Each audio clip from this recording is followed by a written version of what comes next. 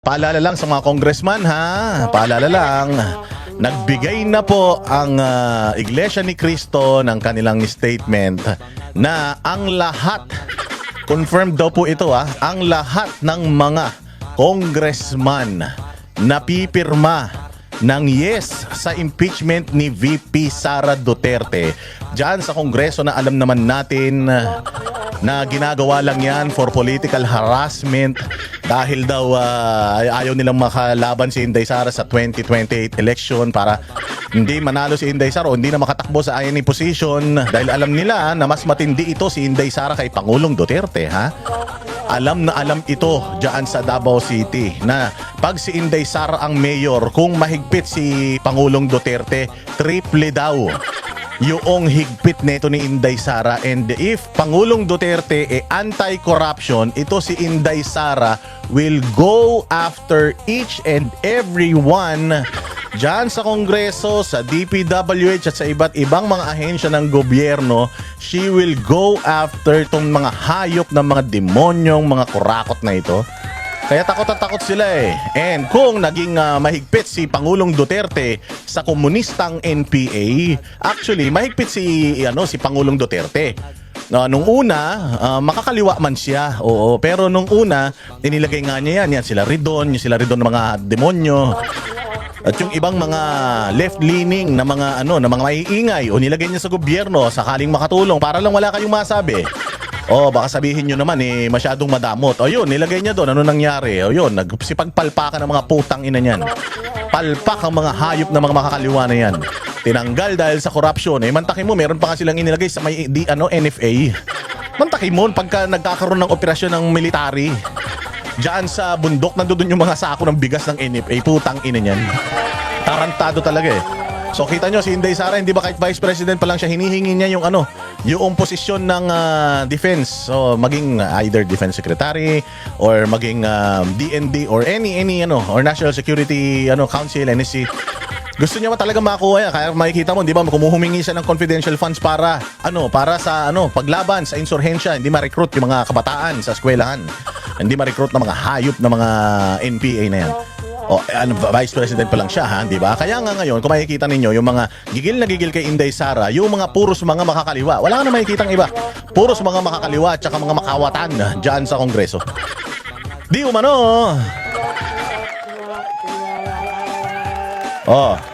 Ganun. Kaya ngayon, kung maging presidente si Inday Sara, anong gagawin ni Inday Sara? Mas mahigpit siya kay Pangulong Duterte kasi Pangulong Duterte, kinonsider pa yung mga makakaliwa. Inilagay pa sa posisyon. Si Inday Sara, hindi, umpisa pa lang uubusin ang lahi ng mga yan. Kaya ngayon sisinde niya, yung nakatabingi yung muka, lalo na tumabingi yung muka, sabi ko sa inyo, baka lumipat yung nguso niyan sa batok sa sobrang kaba. Kapag umupo na si Inday Sara, putyang ina.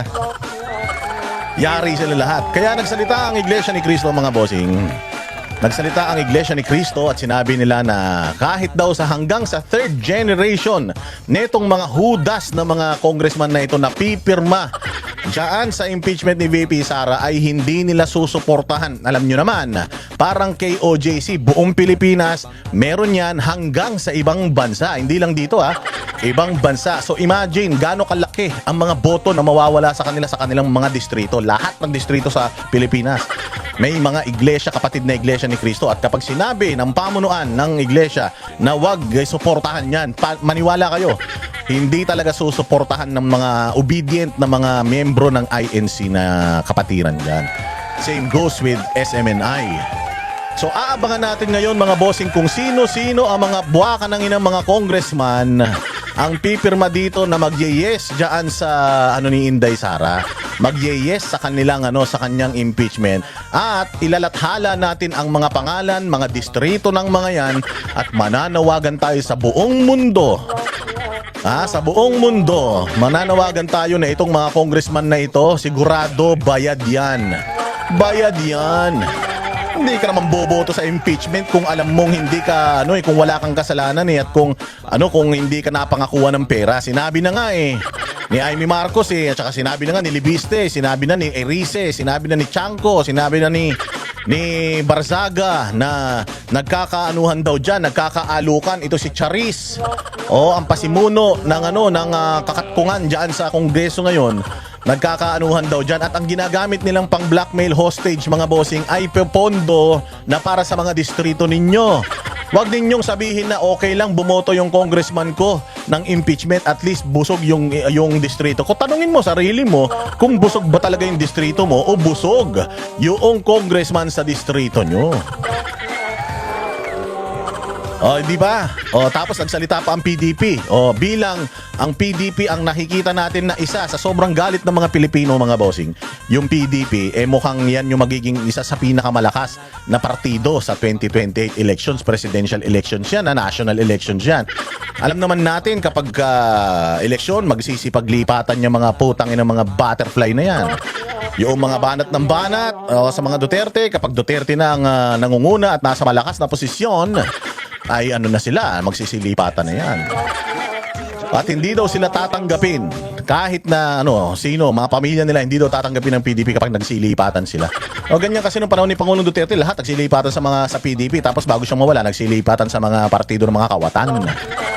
So lahat ng mga contractor, mga congressman na mga contractor, humanda kayo. Siguraduhin ninyo na sapat yung mga kinulimbat nyong mga pera para magtago kayo sa mga matres ng mga nanay nyo.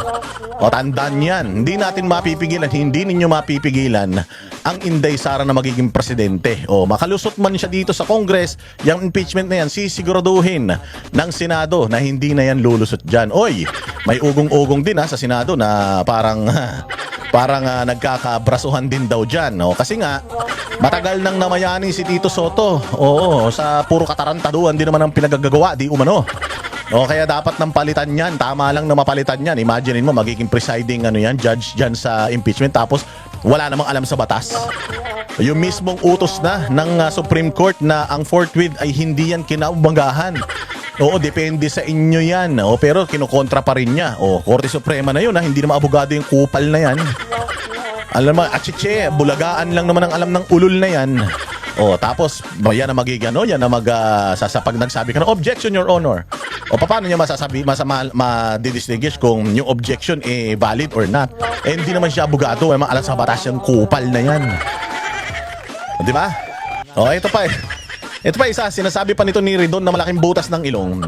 Itong si Ridon na yung ilong ay parang aircon na 10 horsepower, mga bossing. Sa laki ng butas, sa dami ng hangin na sinisinghot ng hayop na yan, lugil-lugi na tayo. Di umano may mga pera na nga daw yan. Pati ba naman yung hangin sinisinghot nung nakaraan nga, may dinapuan na ng langaw, papasok yung langaw sa butas ng ilong niya. Akala niya kuweba Siguro ang baho ng butas ng ilong niyan.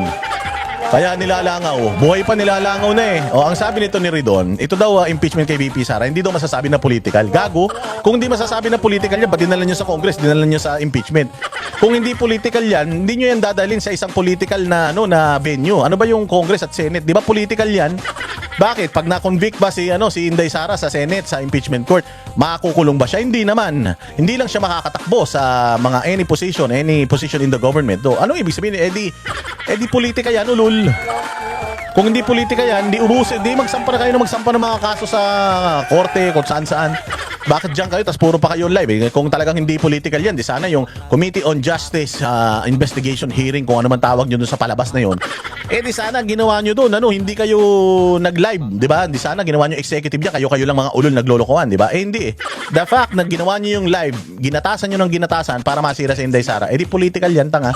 Sabi niya, kasi daw, dikit na daw si Tulfo, si Leni Robredo, at saka si Inday Sara. So, bakit, hindi naman daw siya unbeatable si Inday Sara. So, bakit daw sasabihin na political? Tanga talaga bobo talaga Yung utak niya talaga nasa pisngi niya Yung taong may beke.